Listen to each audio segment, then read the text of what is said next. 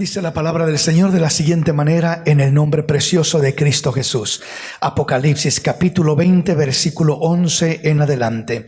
Y vi un gran trono blanco y al que estaba sentado en él, de delante del cual huyeron la tierra y el cielo, y ningún lugar se encontró para ellos. Y vi a los muertos, grandes y pequeños, de pie ante Dios, y los libros fueron abiertos. Y otro libro fue abierto, el cual es el libro de la vida. Y fueron juzgados los muertos por las obras que estaban escritas en los libros, según sus obras. En este pasaje miramos lo que sucederá en el final de los tiempos.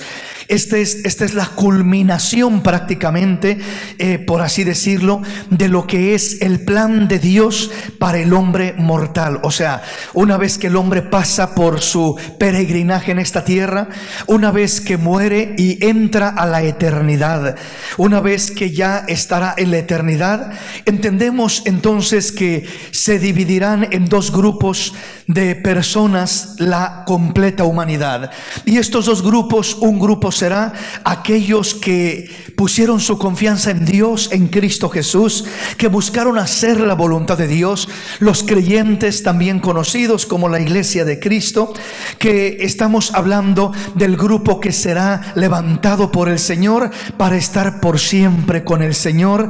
Habrá recompensas, estaremos en la gloria del Señor, habrá bendiciones maravillosas según lo describe la palabra del Señor. Y habrá otro grupo, el grupo que no creyó, que no recibió a Jesús en su corazón como Señor y Salvador, que no hubo aquella sangre derramada sobre sus vidas para perdón de sus pecados, por cuanto rechazaron el sacrificio.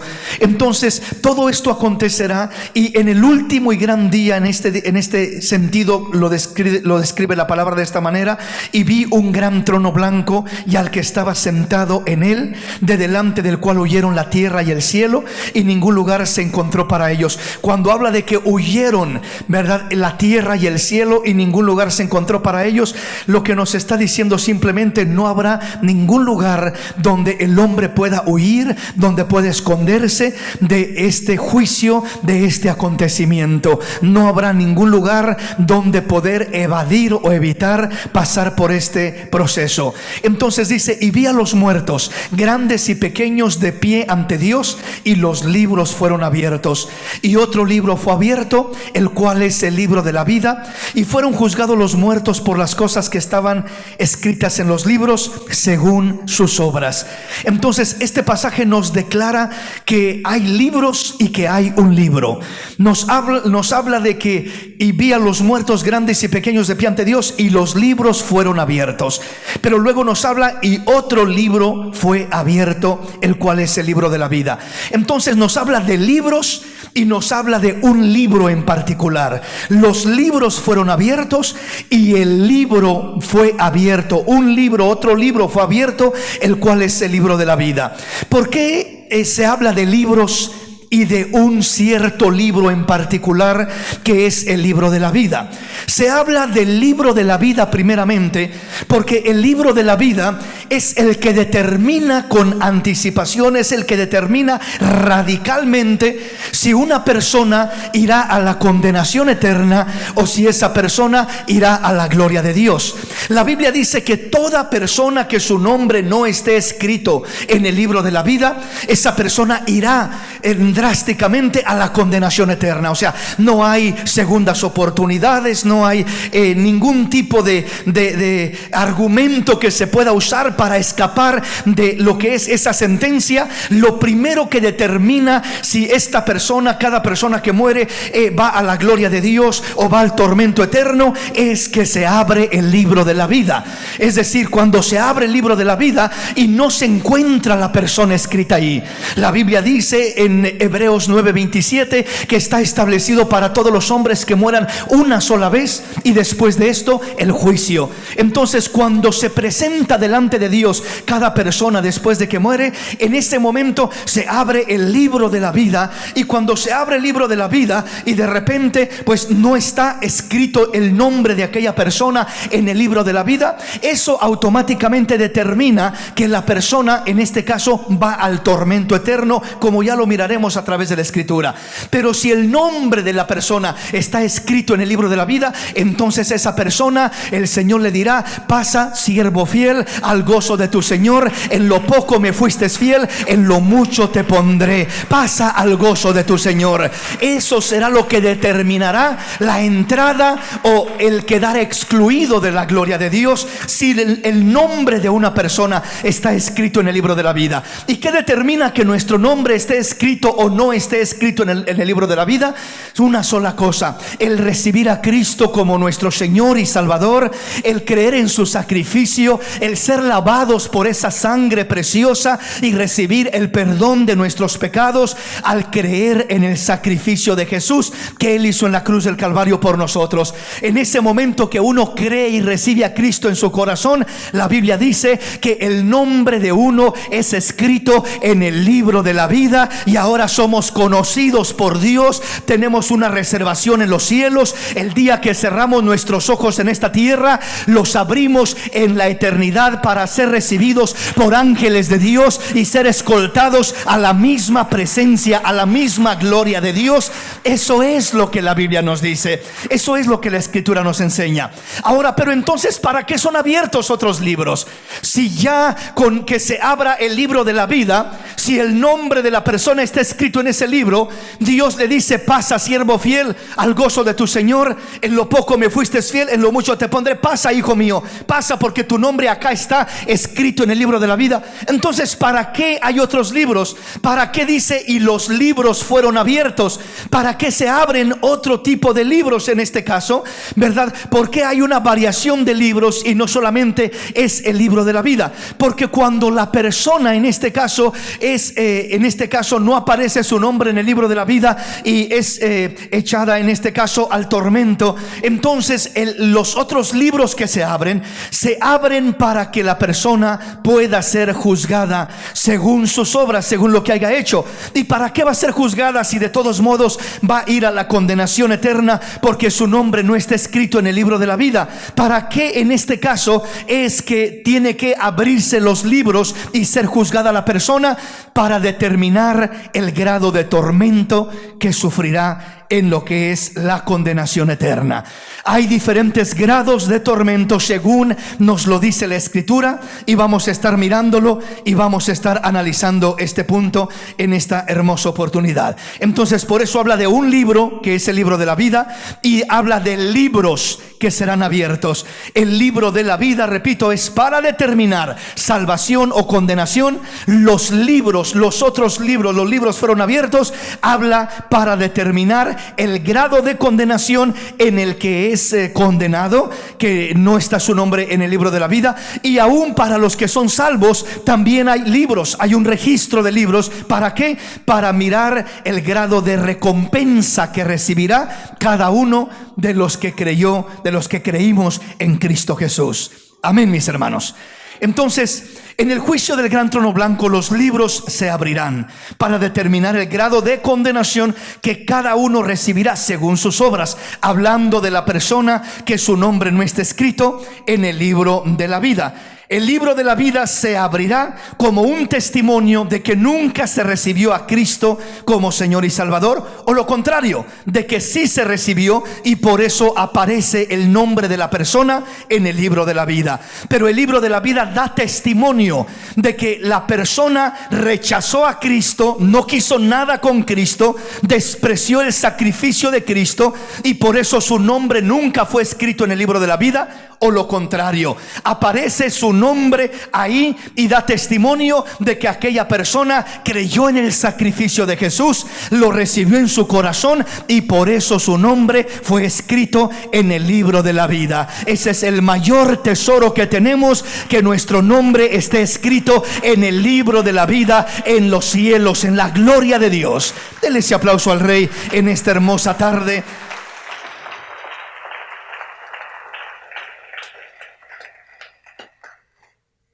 Avanzamos entonces en nuestro tema.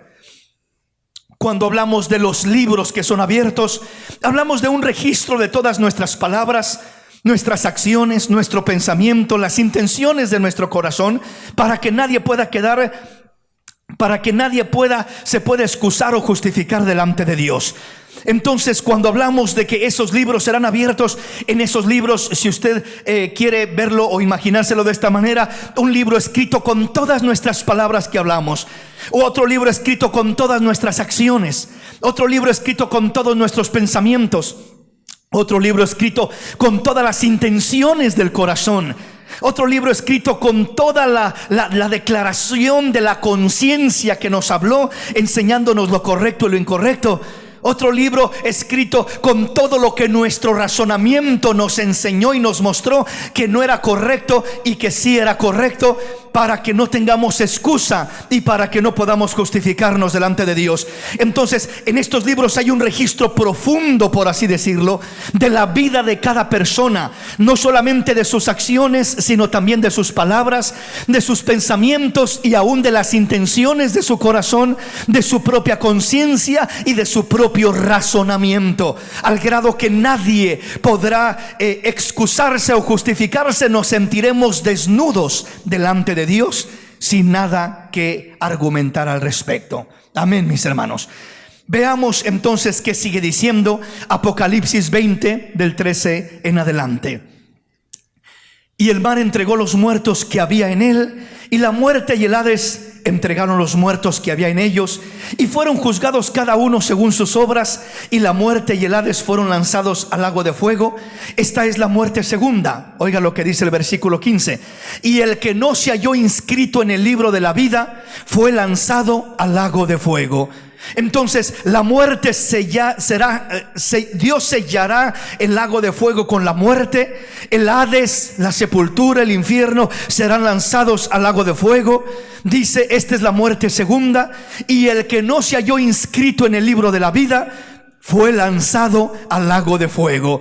Por eso le decía, el libro de la vida es para determinar si es la que la persona entra a la gloria de Dios o es lanzado al lago de fuego. Dice que todo aquel que no se halló inscrito en el libro de la vida fue lanzado al lago de fuego, pero el que sí se halló inscrito, ese entra a la gloria de Dios. Por eso es tan importante que nuestro nombre esté escrito en el libro de la vida, para que el día que estemos delante de Dios no se abran esos libros para condenación y juicio, sino que esos libros se abran para recompensa y bendición de los hijos de Dios, del pueblo de Dios, de los redimidos por la sangre del Cordero de Dios. Bendito el nombre de Jesús. Entonces, en este juicio no será para salvación, sino para condenación. Hablando del juicio del gran trono blanco, para dar la sentencia final al pecador que rechazó el sacrificio de Cristo. Porque el pecador que recibió el sacrificio de Cristo fue limpiado, fue lavado, fue cambiado, fue transformado, y ahora por eso es que entra a la gloria de Dios. Entonces, el juicio del gran trono blanco es algo que el hombre sin Cristo estará delante de él, y será más que todo para determinar el grado, en este caso, de condenación, de tormento, de castigo que recibirá aquella persona cuando los libros se abran. El libro de la vida determinará ir al tormento o ir a la gloria. Los otros libros determinarán el grado de recompensa para los que son salvos y el grado de tormento para los que serán condenados. Entonces estaremos todos dando cuentas delante de Dios. Vemos entonces lo siguiente: ¿será el mismo grado de condenación para todos los hombres? Es decir, todo el que se pierde, todo el que no esté escrito en el libro de la vida, todo el que rechazó a Cristo, ¿recibirán todos los hombres el mismo grado de condenación? ¿Qué dice la Biblia al respecto? Veamos qué dice Lucas capítulo 17, versículo 47 y 48. 47 en adelante. Aquel siervo que conociendo la voluntad de su Señor, no se preparó ni hizo conforme a su voluntad, recibirá muchos azotes. Mas el que sin conocerla hizo cosas dignas de azotes, será azotado poco, porque a todo aquel a quien se haya dado mucho, mucho se le demandará, y aquel que mucho se le haya confiado, más se le pedirá. Vea qué tremendo está esto. Aquel siervo que conociendo la voluntad de su Señor, no se preparó, ni hizo conforme a su voluntad, recibirá muchos azotes. Mas el que sin conocerla hizo cosas dignas de azotes, será azotado poco.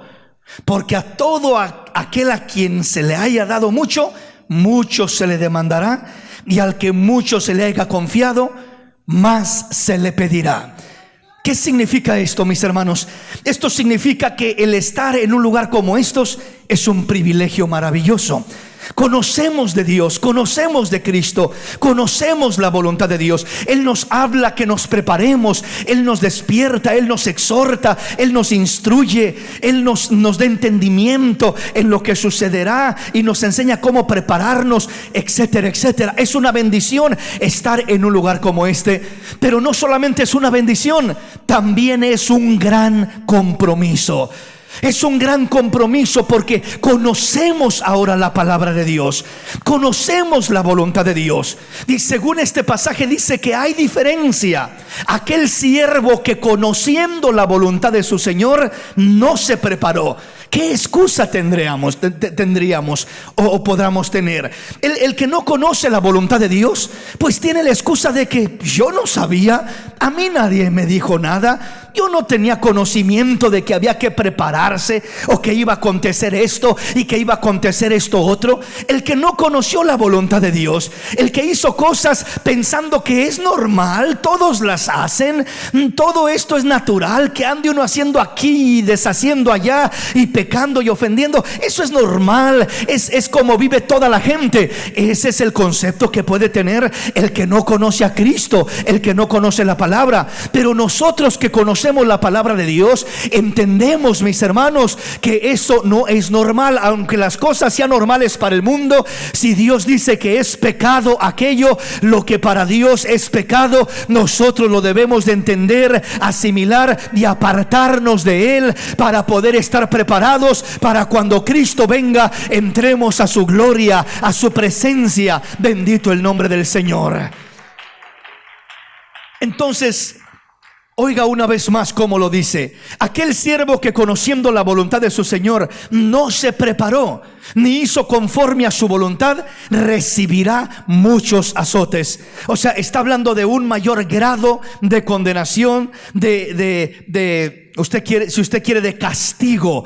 Recibirá muchos azotes. Mas el que sin conocerla hizo cosas dignas de azotes, será azotado poco. O sea, hizo cosas que merecían castigo.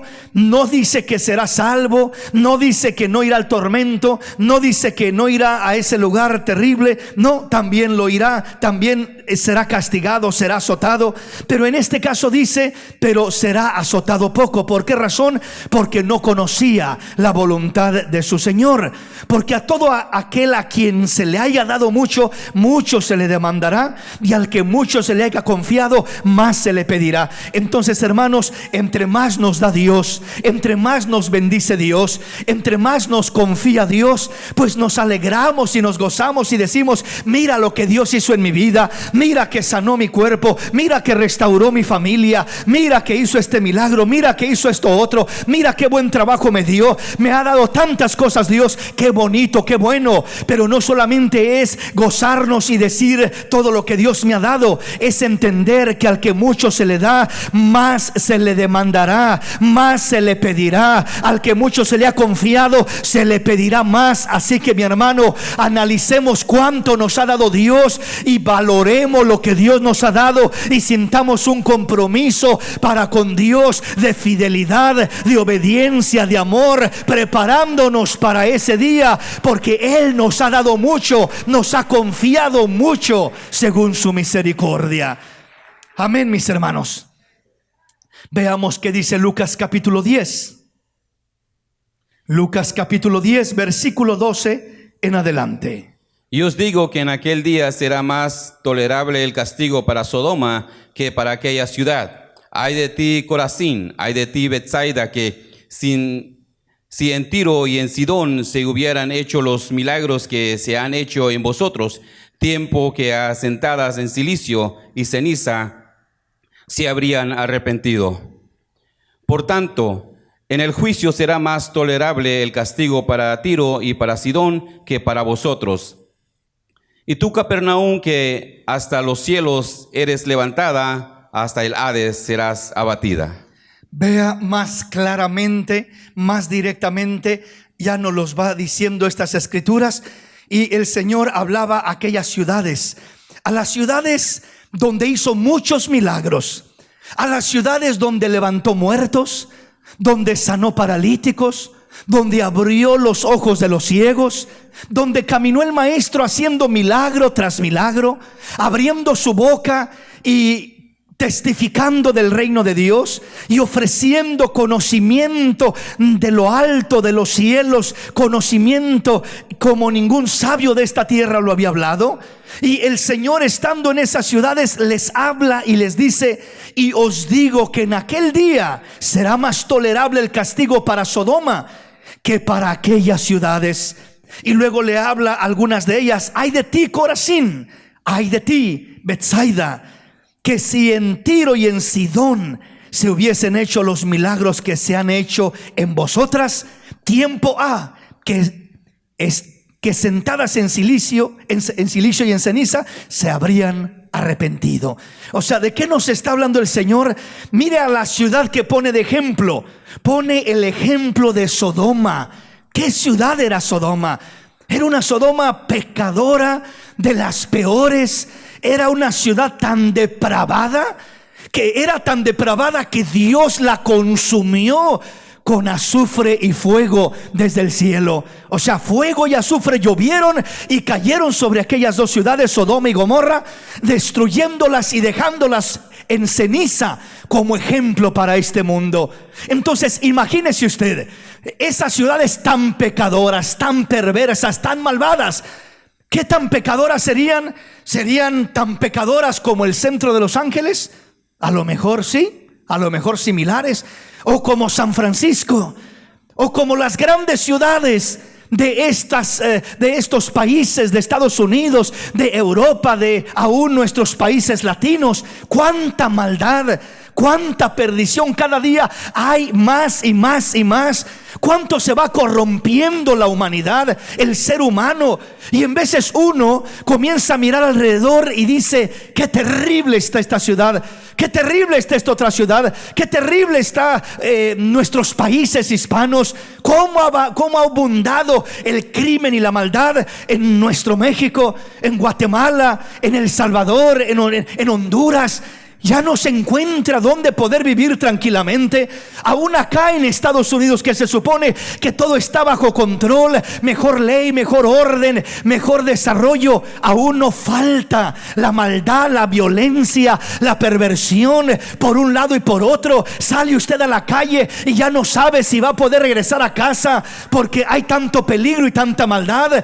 Pero sin embargo, aunque uno se queda sorprendido y dice, uno mira a sus alrededores y dice: cuánta maldad, cuánta situación, ya estamos como Sodoma y Gomorra.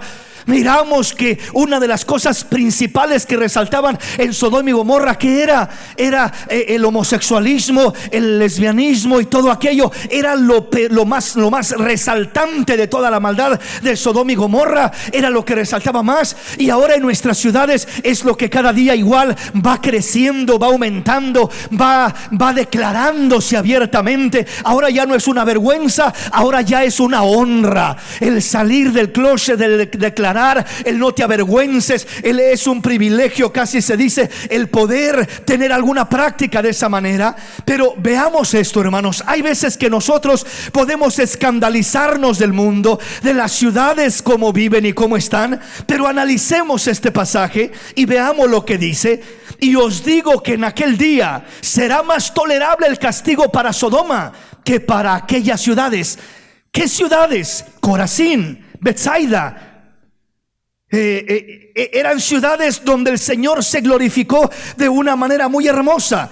Eran ciudades donde hubo milagros, predicación de la palabra, donde Cristo estuvo presente haciendo maravillas. O sea, en otras palabras, podríamos decirlo, fueron ciudades donde hubo avivamiento espiritual, avivamientos gloriosos, donde se miraba el poder de Dios y la multitud se juntaba y eran testigos de las maravillas de Cristo, y miraban, repito, al muerto ser levantado, y miraban a los leprosos ser limpiados, y maravilla tras maravilla de parte de Dios. Todo eso lo miraban en estas ciudades donde el Señor estuvo caminando, predicando y haciendo maravillas. Entonces cualquiera diría: dichoso el que vivió en Corazín, dichoso el que vivió en Betsaida y miró a Cristo predicar en sus plazas, y miró a Cristo hacer milagros y causar un avivamiento en esas ciudades. Qué maravilla, qué bendición el ser parte de esa ciudad. Pero el Señor le dice lo contrario a estas ciudades: ay de ti, Corazín, ay de ti, Betsaida. ¿Por qué le habla? Le habla de una manera negativa, y dice el versículo 12: y os digo que en aquel día será más tolerable el castigo para Sodoma que para aquellas ciudades. ¿Cómo podía ser, o cómo puede ser que Sodoma, una de las ciudades más perversas de la antigüedad, reciba menos condenación o castigo que ciudades donde hubo avivamientos espirituales maravillosos, obras de Dios, que miraron la mano de Dios, que miraron el poder de Dios, que fueron testigos de la grandeza de Dios, de las maravillas de Dios? ¿Cómo puede ser más grande el castigo, o más tolerable el castigo para Sodoma, verdad? Y más grande el castigo para las ciudades donde Cristo estuvo en avivamientos hermosos, como Corazín y Betsaida. Como aún, ¿verdad? Podemos hablar de tantas otras ciudades como Nazaret y diferentes ciudades donde el Señor hizo cosas lindas, o donde estuvo, donde caminó, ¿verdad? Sin embargo, dice que habrá más tolerancia en el castigo para Sodoma que para aquellas ciudades. ¿Por qué? Porque Sodoma y Gomorra nunca miró la evidencia del poder de Dios en favor de ella. No recibió abiertamente el privilegio, la oportunidad de conocer a ese Dios todopoderoso, a ese Dios maravilloso. No tuvieron esa oportunidad de conocerlo, ¿verdad? Fueron ciudades sí pecadoras, sí terribles, abominables, que hicieron cosas depravables delante de Dios, al grado que Dios tuvo que convertirlas a ceniza y enjuiciarlas. Pero dice que será peor el castigo para las ciudades que tuvieron avivamiento de Dios, que miraron los milagros de Cristo, que miraron las maravillas de Dios, que miraron las obras de Jesús, que miraron todas aquellas cosas hermosas. ¿Por qué? Porque estas ciudades que miraron las maravillas de Dios ya no tenían excusa. Ellos miraron el poder de Dios. Ellos conocieron que Dios es real, que Dios es verdadero, que Dios existe, que Dios es auténtico y genuino. Como la mayoría de los que estamos en este lugar hemos conocido que hay un Cristo de poder, que Dios es real, que Dios es verdadero, que Dios no es un mito, que Dios no es una fantasía, que Dios es auténtico, genuino, real, verdadero. Lo hemos conocido. ¿O no lo ha conocido usted, mi hermano? Yo creo que la mayoría de los que estamos acá hemos mirado su mano, su poder, su grandeza, sus milagros, su provisión, de una manera o de otra, en un momento o en otro. Y eso, repito, es un privilegio hermoso. Cuando usted escucha a alguien que dice: hermano, mire el milagro tan grande que Dios hizo en mi vida, mire la maravilla que Dios hizo, mire cómo Dios obró aquí, cómo Dios proveyó, mire tan grandemente el poder de Dios y la grandeza de Dios. ¡Qué bendición! Pero eso es un compromiso terrible para nosotros. Es un compromiso grande para nosotros, porque el día que nos toque estar delante de Dios, ¿qué excusa puede tener el hombre? ¿Qué excusa tenía la ciudad de Corazín? ¿Qué excusa tenía la corazón de Betsaida para no seguir a Cristo, para no buscar honrar a aquel poderoso Señor que caminó por sus calles y que hizo milagros y maravillas, y que miraron su poder, su grandeza y su gloria? Sin embargo, no lo honraron como deberían. A pesar de que lo conocieron, no hicieron la voluntad de Dios. Y por eso dice el Señor: en aquel día del juicio será más tolerable el castigo para Sodoma que para aquellas ciudades. entonces déjeme y se lo cambio y se lo aplico de otra manera.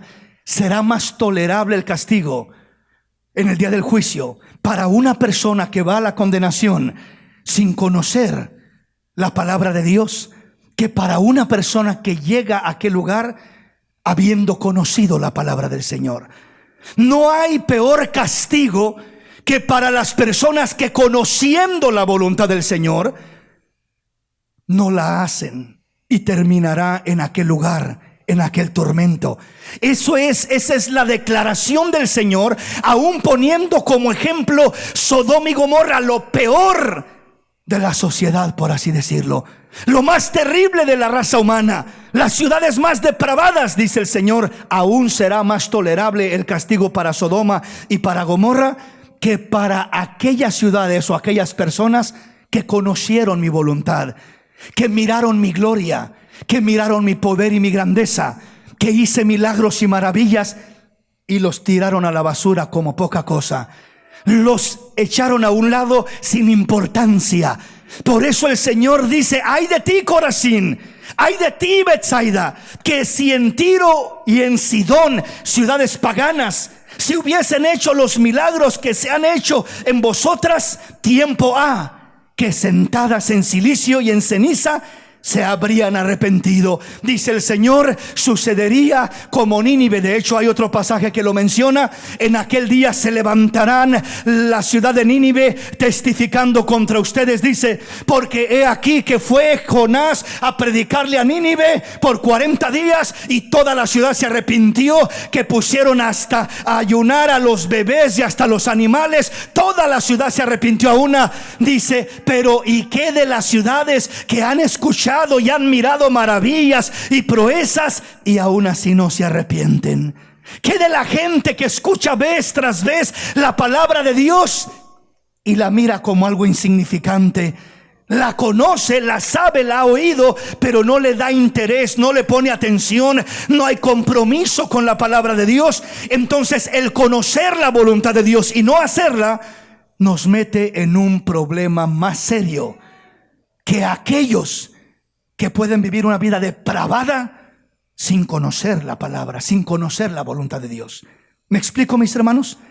Avancemos en nuestro tema. Lucas capítulo 10, versículo 14 y 15. Por tanto, en el juicio será más tolerable el castigo para Tiro y para Sidón que para vosotros. Y tú, Capernaum, que hasta los cielos eres levantada, hasta los Hades serás abatida. Entonces nos afirma una vez más: por tanto, en el juicio será más tolerable el castigo para Tiro y Sidón. ¿Quiénes serán estas ciudades, Tiro y Sidón? Ciudades paganas, conocidas por su depravación, por su perdición en el tiempo de Cristo.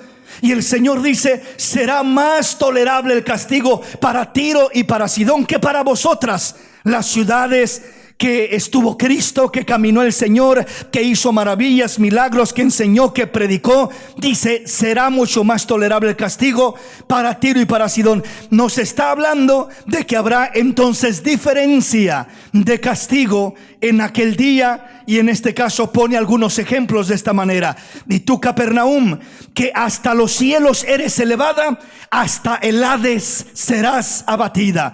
Tú, Capernaum, donde me glorifico y hago maravillas y milagros y enseño y predico y hay un avivamiento tremendo. Y tú, Capernaum, que eres levantada hasta los cielos, hasta el Hades serás abatida. Entonces, una persona, esto lo podemos aplicar, acá lo habla como ciudad, pero se aplica individualmente como vidas personales individuales también. Entonces, es decir, una persona que dice: Dios, hermano, si usted supiera el testimonio, lo que Dios ha hecho en mi vida, mire, ha hecho esto y esto y esto, qué maravilla, qué lindo. Pero eso nos compromete más con Dios.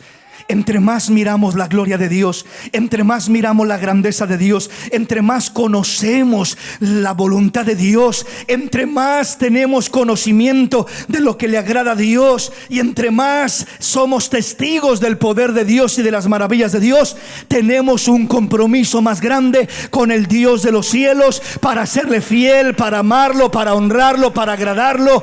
Es lo que nos dice la palabra de Dios. Denle ese aplauso al Rey en esta hermosa y linda tarde.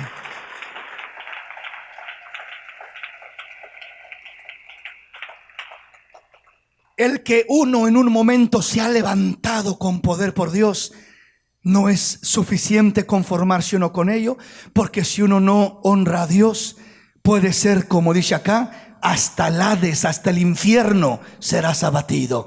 O sea, de tanto que te puede bendecir Dios, si no valoras y no correspondes a esa bendición, no te comprometes, no honras a Dios por lo que Él te ha dado, lo que Él ha hecho en tu vida, las maravillas, las proezas, entonces dice, aquello mismo te puede llevar hasta el infierno, serás abatido. Es lo que nos habla en este pasaje. Avancemos entonces en nuestro tema. Será más severo el castigo para aquellos que, conociendo al Señor o la voluntad de Dios, pecaron, que para los que pecaron sin conocer la voluntad de Dios, sin conocer la palabra de Dios, sin mirar la grandeza de Dios obrando en sus vidas.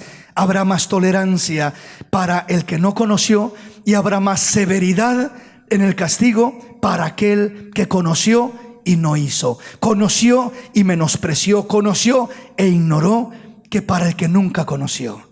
Veamos entonces ¿qué más sigue diciendo la palabra? Que mucho se le da, mucho se le demandará. Es lo que nos decía la Escritura y es algo fundamental en la Escritura. Vayamos al libro de los Hebreos, capítulo 10, versículo 26 en adelante.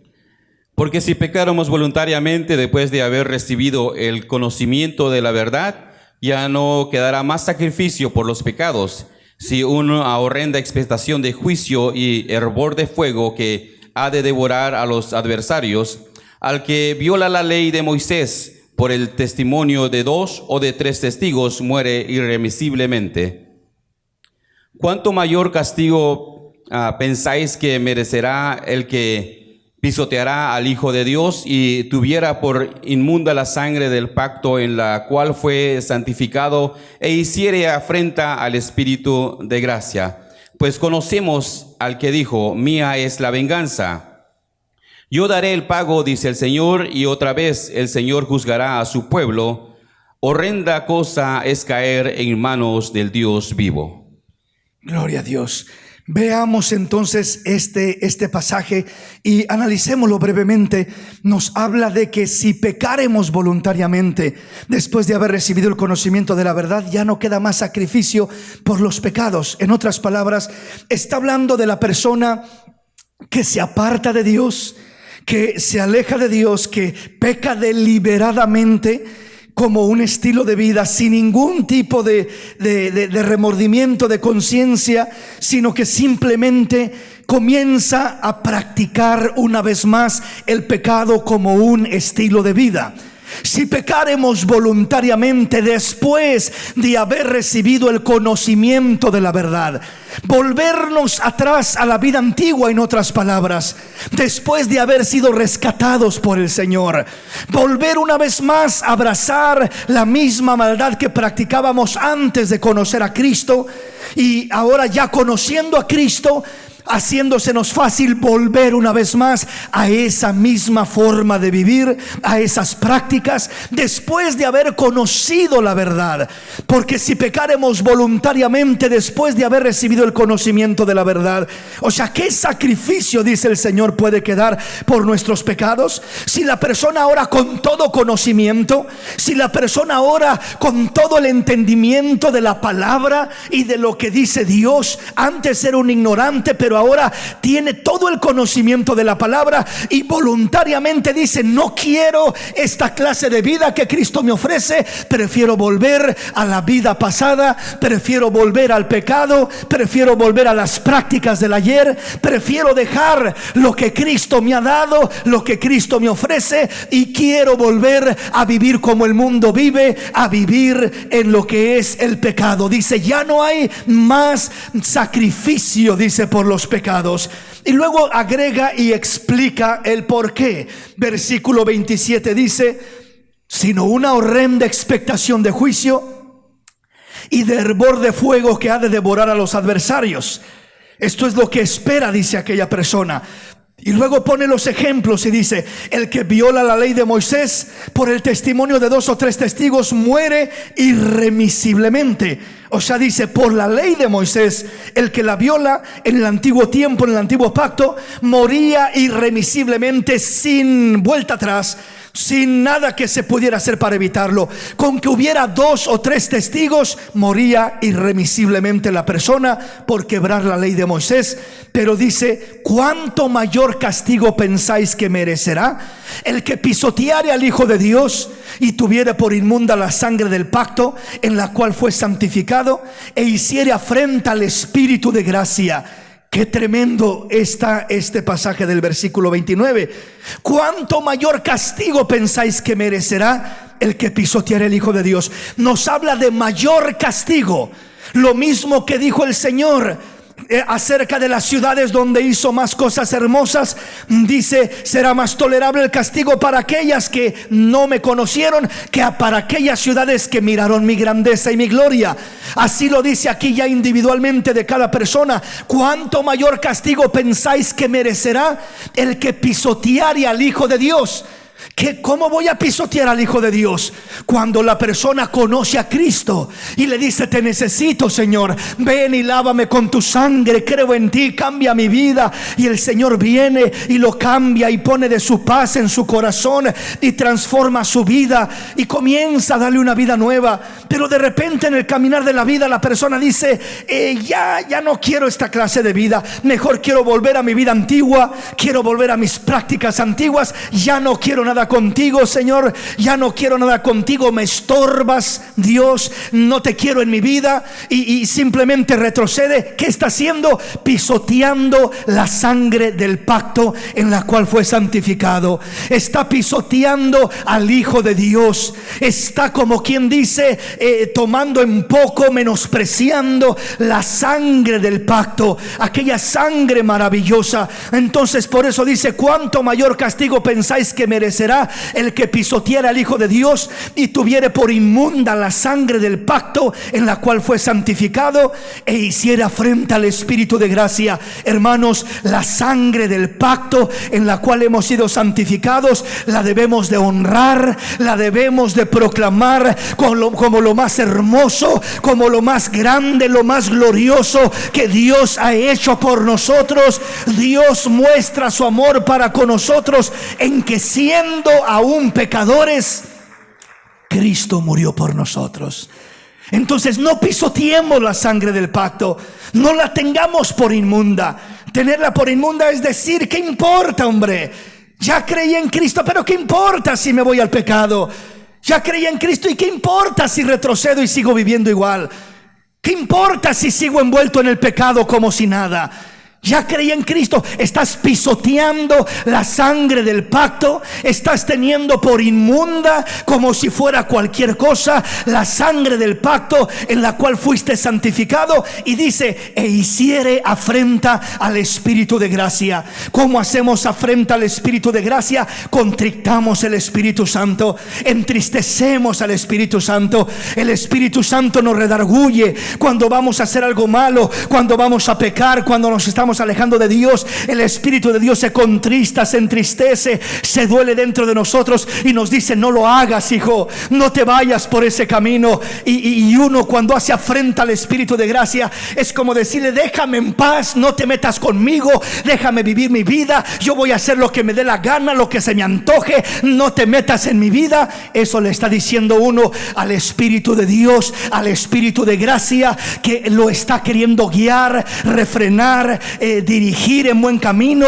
Le hace afrenta, lo hiere, y el Espíritu de gracia se aleja, se aparta del hombre, porque el hombre no lo retiene, no lo honra, no lo respeta, sino hace afrenta al Espíritu de gracia.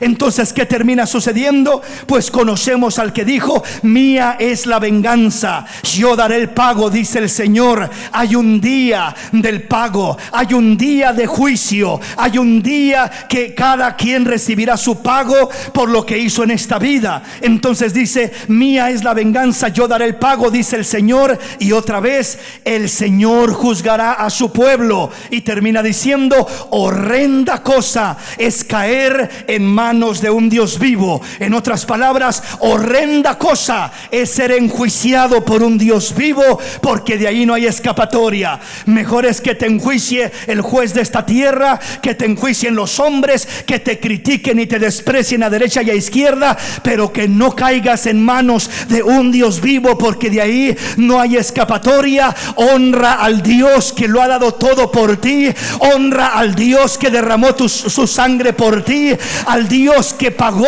el precio de tus pecados. Honralo, ámalo, sírvelo, porque de otra manera, ¿qué sucederá? ¿Cuánto mayor castigo pensáis que merecerá el que pisoteare al Hijo de Dios y tuviere por inmunda la sangre del pacto en la cual fue santificado e hiciera afrenta al Espíritu de gracia? Entonces nos habla de mayor castigo.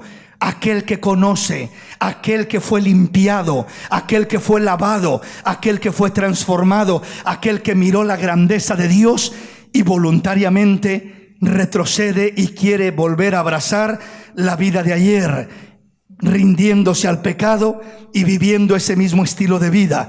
No está refiriéndose a lo que es prácticamente una persona que comete un error, una falta, ¿verdad? Y se siente mal, contrictado, y se arrepiente y se humilla y le pide perdón a Dios y trata con aquel pecado, con aquella falta correctamente. Estas personas de las que habla aquí son las personas que no tratan correctamente con el pecado. Lo excusan, lo justifican, lo acomodan a un estilo de vida y simplemente viven de esa manera, a su manera. Ya no hay redargüimiento, ya no se sienten mal, ya formaron sus propias ideas, sus propios conceptos, y de esa manera se han determinado vivir sus vidas. Entonces ahí es donde se cumple esto. ¿Cuánto mayor castigo pensáis que merecerá el que pisoteare al Hijo de Dios y tuviere por inmunda la sangre del pacto en la cual fue santificado e hiciere afrenta al Espíritu de gracia? Mayor castigo para aquel que conoció que para aquel que pecó sin conocer. Entonces es algo que debemos de estar conscientes y entender. Lo mismo que dijo el Señor Jesús: más tolerancia habrá para Sodoma y Gomorra que para lo que son las ciudades que miraron la grandeza de Cristo y no lo honraron. Mateo capítulo 18, versículo 6 en adelante. Y cualquiera que haga tropezar a alguno de estos pequeños que creen en mí, mejor le fuere que se le colgase al cuello una piedra de molino de asna y que se le hundiese en lo profundo del mar. Ay del mundo por los tropiezos, porque es necesario que vengan tropiezos, pero ay de aquel hombre que por quien viene tropiezo. Qué tremendo, ¿verdad? Nos dice este pasaje primeramente que cualquiera que haga tropezar alguno de estos pequeños que creen en mí, mejor le fuera que se colgase al cuello una piedra de molino de asno y que se hundiese en lo profundo del mar. Una persona que hace esto, lo que está haciendo es prácticamente cometiendo suicidio. Está cometiendo suicidio, se está quitando la vida. Es lo mismo que dijéramos ahorita, ¿verdad? Mejor le fuere a una persona el subirse a un gran edificio y aventarse de allá y quitarse la vida, suicidarse. Mejor le fuese ponerse en las vías del tren y dejar que el tren lo atropellara y lo remoliera, que hacer tropezar a uno de estos pequeños. El ejemplo es el mismo. Está hablando de quitarse la vida. Mejor le fuera que se le colgase al cuello una piedra de molino de asno. Las piedras de molino de asno eran unas piedras así grandes, enormes, de aquí a por acá, pura piedra sólida. Y un asno, ¿verdad? Iba ahí jalando una rueda que iba dando vuelta, y esa rueda daba vuelta, quebrando, moliendo lo que era el grano, el maíz o lo que quisieran moler, ¿verdad? Era su molino, su forma de moler. Entonces imagínese una piedra que pesaba, creo yo, toneladas. El amarrársela al cuello y aventarse a lo profundo de la mar, ¿qué estaría haciendo esa persona? Quitándose la vida, suicidándose. Significa que esa persona no iba a ir a la gloria de Dios porque se suicidó. Y eso la Biblia dice que el que se quita la vida, Dios también dice, le quitará el privilegio de poder estar en gloria con Él, porque la vida no es nuestra, la vida le pertenece a Dios. Dios es el que la da, Dios es el que la quita, y el suicidio es algo que no es aceptado por Dios, ni aprobado, ni correcto. Entonces aquí está hablando del suicidio, de quitarse la vida. Dice, mejor le fuera eso que hacer tropezar a uno de mis pequeñitos. Significa que habría castigo para el que se ata una piedra de molino de asno y se echa a lo profundo de la mar, pero hay más castigo todavía para el que hace tropezar a un pequeño. Hermanos, una de las cosas que lastima más el corazón de Dios es hacer tropezar a un pequeño de Dios, a un hijo de Dios. Cuando habla de un pequeño, no está hablando necesariamente de un niño, está hablando de una persona, pero aquella persona Dios lo puede mirar como un pequeño, quizás porque puede ser que espiritualmente está pequeño, tiene poco que conoció de Dios, apenas va comenzando, va batallando, va luchando, etcétera. Dice, cuidado con hacer tropezar a uno de estos pequeños que creen en mí. Mejor le fuera que se le colgase al cuello una piedra de molino de asno y que se le hundiese en lo profundo del mar. Las dos maneras va a ir a la condenación, pero es mayor el castigo, es peor el que hace tropezar que el que se cuelga una piedra de molino y se avienta a lo profundo del mar. Luego dice el versículo 7, ay del mundo por los tropiezos, porque es necesario que vengan tropiezos, pero ay de aquel hombre por quien vienen los tropiezos. Hermanos, si algo debemos de tener cuidado es de no ser de tropiezo para nadie, es de no poner tropiezo al hermano, es de no estorbar a nadie, porque dice el Señor que dice, ay del mundo por los tropiezos, porque es necesario que vengan los tropiezos, pero ay de aquel hombre. Ese ay de aquel hombre es algo terrible. Siempre que la Biblia habla de ay de alguien, ay de aquel hombre, es algo terrible que va a acontecer. Ay de aquel hombre por quien vienen los tropiezos. Mejor le fuera que se atase esa piedra de molino al cuello y se aventara a lo profundo de la mar, que hacer tropezar a un pequeño, porque habría más tolerancia en el castigo para el que se echó a lo profundo de la mar que para aquel que hace tropezar a uno de los pequeños de Dios. Por eso tengamos mucho cuidado de no hacer tropezar a nadie. Vemos que dice Mateo capítulo 18, 8 y 9, que sigue diciendo: Por tanto, si tu mano o tu pie es ocasión de caer, córtalo y échalo de ti. Mejor es entrar en la vida cojo o manco, que teniendo dos manos o dos pies, ser echado en el fuego eterno. Y si tu ojo te es ocasión de caer, sácalo y échalo de ti. Mejor es entrar con un solo ojo en la vida, que teniendo dos ojos, ser echado en el infierno de fuego. Entonces aquí nos habla, seguimos mirando en el versículo 10 y 11. Mirad que no menosprecéis a uno de estos pequeños, porque os digo que sus ángeles en los cielos ven siempre el rostro de mi Padre que está en los cielos, porque el Hijo del Hombre ha venido para salvar lo que se había perdido.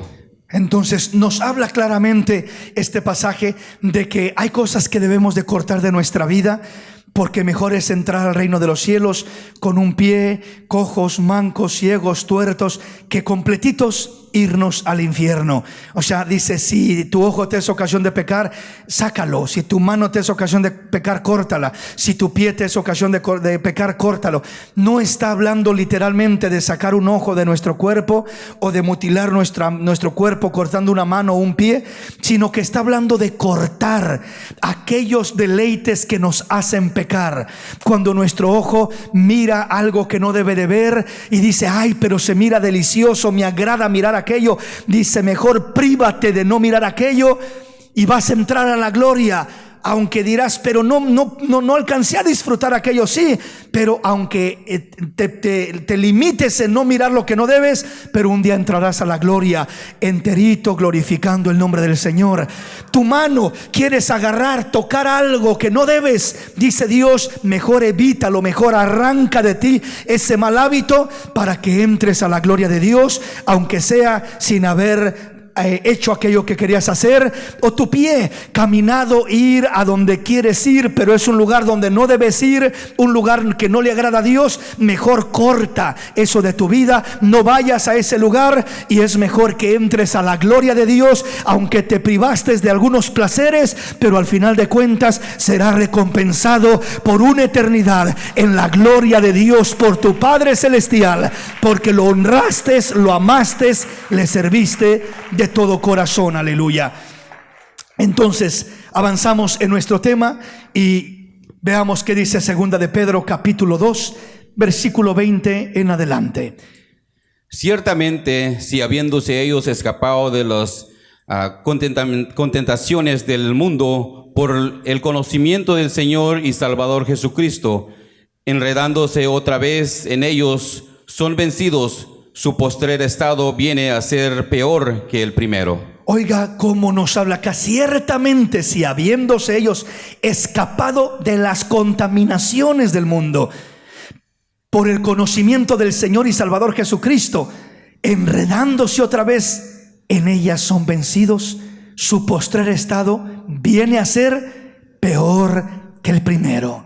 O sea, veamos cómo nos dice esto. Ciertamente dice, aquellos hombres habiéndose escapado de las contaminaciones del mundo, o sea, ya habían salido de la maldad, habían salido de las prácticas pecaminosas, habían salido de todo aquello que es reprobado delante de Dios, habían escapado de esas contaminaciones, prácticas, placeres y toda clase de cosas desagradables a Dios. Pero dice, ciertamente habiéndose ellos escapado de las contaminaciones del mundo por el conocimiento del Señor y Salvador Jesucristo, o sea, conocieron a Cristo y eso les ayudó a salir, a escaparse de aquella vida vana. Pero dice enseguida, enredándose otra vez en ellas, son vencidos, su postrer estado viene a ser peor que el primero. O sea, allí esto es lo que significa, dicho de otra manera, lo que leíamos en Hebreos 10:26, donde decía que si pecaremos voluntariamente después de haber recibido el conocimiento de la verdad, ya no queda más sacrificio por el pecado, sino una horrenda expectación de juicio y todo aquello. Nos habla de esto mismo. Ciertamente, si habiendo escapado de las contaminaciones del mundo por el conocimiento del Señor y Salvador Jesucristo, voluntariamente nos rendimos, nos entregamos, porque quiero decirle, cuando Cristo a usted lo cambia, cuando Cristo a usted lo alcanza, cuando Cristo a usted lo trae a sus caminos, ya el pecado, los vicios, la maldad no tienen poder para llevarlo cautivo de regreso a la maldad. La Biblia dice, y conoceréis la verdad, y la verdad os hará libres, y aquel a quien el Hijo libertare, este será verdaderamente libre. Aleluya. Alguien dirá, hermano, pero entonces si ya todo aquello no tiene poder para llevarme cautivo, ¿por qué a muchos los vuelve a llevar cautivo? No porque aquello tenga poder, sino porque el hombre voluntariamente vuelve a entregarse y a rendirse. Vuelve voluntariamente a decir, quiero ser tu esclavo, te extraño pecado, te extraño vicio, te extraño placer, te extraño maldad. El hombre es el que rinde sus derechos. Mientras el hombre no rinda sus derechos, el Dios de los cielos lo respaldará, lo fortalecerá, lo ayudará y lo sacará adelante para que salga como un vencedor de toda lucha, de toda prueba, de toda tentación, de toda situación que pueda atravesar. Dios lo ayudará. Entonces, cuando vuelve a caer es porque él voluntariamente se rinde y se entrega a aquello una vez más, habiéndolo ya el Señor liberado y rescatado de aquella vida. Enredándose otra vez en ellas, son vencidos, su postrer estado viene a ser peor que el primero. Ahora viene a una situación peor, más difícil, más terrible. Vean lo que dice el versículo 21 y 22. Porque mejor les hubiera sido no haber conocido el camino de la justicia, que después de haberlo conocido, volverse atrás del santo mandamiento que les fue dado. Pero les ha acontecido del verdadero proverbio: el perro vuelve a su vómito y la puerca lavada a revolcarse en el cieno. Pone un ejemplo terrible, ¿verdad? Dice, porque mejor les hubiera sido no haber conocido el camino de la justicia, que después de haberlo conocido, volverse atrás del santo mandamiento que les fue dado. O sea, hubiera sido mejor, dice, no haber conocido. ¿Pero por qué? Si aún el que no conoció, dice, y si no hubiera conocido me hubiera salvado. Pues no te hubiera salvado. De todos modos te hubieras perdido. Entonces, ¿por qué me hubiera sido mejor no haber conocido, que después de haber conocido volverme atrás del santo mandamiento? Porque hay mayor castigo, porque hay mayor condenación para el que conoce y se aparta, que para el que nunca conoció y hace el mal. Entonces, el conocer es un privilegio, es una bendición, pero es un compromiso con Dios. Por eso dice, porque mejor les hubiera sido no haber conocido el camino de la justicia, que después de haberlo conocido volverse atrás del santo mandamiento que les fue dado.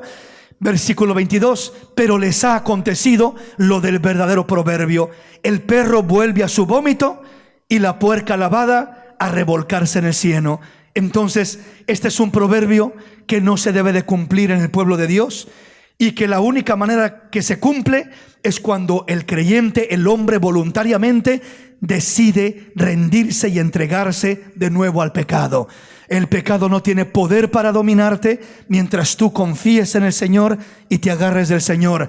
Pero si tú decides volver atrás del santo mandamiento, si tú decides volver a las mismas prácticas del ayer, si tú decides volver a enredarte, como lo dice la palabra en este pasaje, ¿verdad? Enredándose otra vez en ellas, son vencidos y su postrer estado viene a ser peor aún que el primero. Así que todo esto sucede cuando el hombre voluntariamente se rinde, se entrega a esa clase de vida. Le sucede lo que al proverbio: el perro vuelve a su vómito y la puerca lavada a revolcarse en el cieno. Veamos qué dice Lucas capítulo 20, versículo 46, y ya nos acercamos al final para terminar. Guardaos de los escribas que gustan de andar con ropas largas y aman las salutaciones en las plazas y las primeras sillas en las sinagogas y los primeros asientos en las cenas, que devoran las casas de las viudas y por pretexto hacen largas oraciones. Estos recibirán mayor condenación. El Señor en este pasaje nos lo dice directamente, directamente. Cuídense, guárdense de los escribas, de los fariseos, del religioso que solamente busca manifestar una apariencia. Ropas largas, dice acá, y aman las salutaciones en las plazas, las primeras sillas en las sinagogas y los primeros asientos en las cenas. Dice que devoran las casas de las viudas y por pretexto hacen largas oraciones. Estos recibirán mayor condenación. ¿Por qué recibirán mayor condenación los escribas? ¿Quiénes eran los escribas? Los escribas se dedicaban a hacer lo que ahora las imprentas hacen. No había imprentas en aquel tiempo. Hoy toman ya el texto impreso y lo multiplican y lo reproducen de una manera increíble, grandemente, porque son imprentas. Pero antes de haber imprentas, los escribas tomaban palabra por palabra, escribiendo, reescribiendo la palabra de Dios. Entonces ellos escribían otra Biblia, por así decirlo, otro pergamino, lo escribían tomándolo de un original y ahora lo escribían idéntico, punto por punto, coma por coma, letra por letra. Al hacer eso, imagínese usted el conocimiento que tenían de la misma palabra de Dios. Tenían un conocimiento grandísimo, un conocimiento enorme. Los fariseos igual, eran la crema y la nata de lo que era la sociedad religiosa del tiempo antiguo, pero era una vida solo de apariencia religiosa, pero sin Dios, sin algo genuino en el corazón. Entonces dice, estos recibirán mayor condenación. estos recibirán mayor condenación. Entonces, cuidémonos de lo que es la religiosidad, cuidémonos de la apariencia, cuidémonos de lo que hacían los escribas, de lo que hacían los fariseos. Busquemos ser sinceros lo más que podamos. No somos perfectos, no pretendamos ser perfectos porque no lo somos, pero seamos sinceros. Y si somos sinceros, Dios nos ayudará a mejorar cada día nuestras imperfecciones. Dios nos ayudará a tratar con nuestros defectos. Dios nos ayudará a superar nuestras debilidades y a ser un poquito mejor cada día. Cada día ser un poquito mejor. Dijo Pablo: yo mismo no pretendo ser perfecto, ni pretendo haberlo alcanzado todo, pero una cosa hago: olvidándome de lo que queda atrás, prosigo adelante al premio del supremo llamamiento de Dios en Cristo Jesús, Señor nuestro. Mayor condenación para los escribas y fariseos. Santiago capítulo 3 versículo 1. Oiga lo que dice la palabra: Hermanos míos, no os hagáis maestros mucho de vosotros, sabiendo que recibiremos mayor condenación. Qué tremendo, ¿verdad?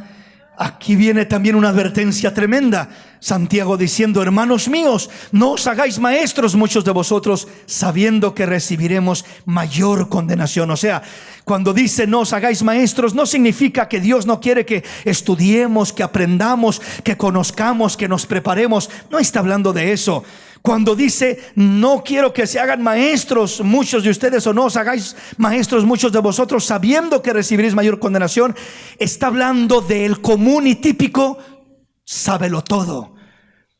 ¿Sí me explico? El que se cree tan inteligente que nadie le puede decir nada. El que cree que no, yo sé lo que hago. No me digas lo que tengo que hacer, yo sé lo que hago. ¿Qué me vas a decir tú? ¿Qué me vas a enseñar tú? Hay gente que nadie le puede enseñar nada. Se creen lo sábelo todo. Los que lo saben todo no tienen humildad para aprender, no tienen humildad para entender que nos hace falta tanto a todos.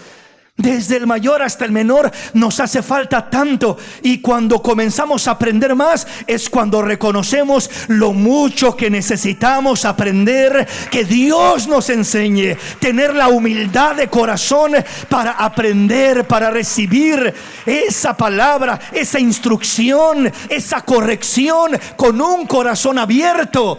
Y no con arrogancia, no con altanería, creyendo que aquella persona, verdad, ya lo sabe todo, verdad, y ya no hay nada que aprender para él. Hay personas que dicen: yo ya no me congrego en ninguna iglesia. ¿Para qué? Si ya no tienen nada que enseñarme a mí, yo ya lo sé todo. Porque creen que han leído la Biblia una vez o dos veces o hasta 3 veces, y por eso ya lo sé todo. Hermano, usted podrá leer 1000 veces la Biblia y aún no sabe ni un 5% de lo que Dios quiere que sepa, porque la Biblia es un libro vivo que Dios le enseña a uno cada día algo nuevo, algo diferente, aún de los mismos pasajes que uno lee. Es una fuente que brota sabiduría, que brota aplicación de la palabra para nuestra vida, en una área, en otra área, en una forma, en otra forma, en una necesidad, en otra necesidad. Es la sabiduría abundante, es la fuente de la sabiduría, la palabra de Dios. Entonces, para poder conectarse a esa fuente, uno tiene que ser humilde y tiene que reconocer: no lo sabemos todo. No nos hagamos maestros, no creamos que lo sabemos todo, sabiendo que recibiréis mayor condenación. Entonces es la advertencia del Señor, y nos vuelve a repetir la palabra: recibiremos mayor condenación. Si habla de mayor condenación, quiere decir que hay grados de condenación. O sea, que hay mayores grados, y quizás, como decía el otro pasaje, para la ciudad de Gomorra, de Sodoma, será más tolerable el castigo que para Betsaida, porque aquella ciudad de Sodoma y Gomorra no tuvo el privilegio de recibir, de mirar, de contemplar lo que estas otras ciudades sí tuvieron: a Cristo en medio de ellas, la palabra, la predicación, los milagros, las maravillas. Entonces hay mayor condenación, verdad, para ciertas causas, para ciertas personas. Entonces, según la palabra, no todos recibirán el mismo grado de condenación, Pero alguien preguntará, hermano, entonces algunos a lo mejor la van a pasar ahí medio suave, ¿verdad? En el tormento eterno. No, mi hermano. El que reciba la mínima condenación, por así decirlo, va a ser un tormento insoportable, un tormento que no hay palabras para poder pensarlo, describirlo o expresarlo. Es algo muy, muy fuerte, muy terrible, y de esta manera nosotros debemos de entender que debemos de estar preparados para que cuando nosotros estemos delante de Dios, sea sobre todo el sacrificio de Cristo, la sangre de Cristo, hablando por nosotros, testificando por nosotros y dándonos entrada a la gloria de Dios. Amén, mis hermanos. Veamos solamente lo que termina diciendo este pasaje y así damos por culminado nuestro tema. Apocalipsis capítulo 3, versículo 11. He aquí, yo vengo pronto, retén lo que tienes para que ninguno tome tu corona. Qué hermoso. Esta es una de las metas que debemos de tener. Esto es lo más importante para todo fiel cristiano. He aquí, yo vengo pronto, retén lo que tienes para que ninguno tome tu corona. Entonces hay algo glorioso esperándonos en la presencia de Dios. Hay una corona. Esa corona representa recompensas. Esa corona representa gozo, paz, alegría, felicidad. Esa corona representa todo aquello que Dios ha preparado para los hijos de Dios, para su pueblo. Hay una corona preparada para ti. He aquí, yo vengo pronto, dice el Señor. Retén lo que tienes para que ninguno tome tu corona. Y Apocalipsis capítulo 3 versículos 5 y 6, vea cómo lo dice. El que venciere será vestido de vestiduras blancas, y no borraré su nombre del libro de la vida, y confesaré su nombre delante de mi Padre y delante de sus ángeles. El que tiene oído, oiga lo que el Espíritu dice a las iglesias. Aquí nos habla de un punto igual de importante. El que venciere será vestido de vestiduras blancas, y no borraré su nombre del libro de la vida. El libro, nuestro nombre tiene que estar escrito en el libro de la vida. Y confesaré su nombre delante de mi Padre y delante de sus ángeles. El que tiene oído, oiga lo que el Espíritu dice a las iglesias. Pongámonos de pie en esta hermosa y linda tarde.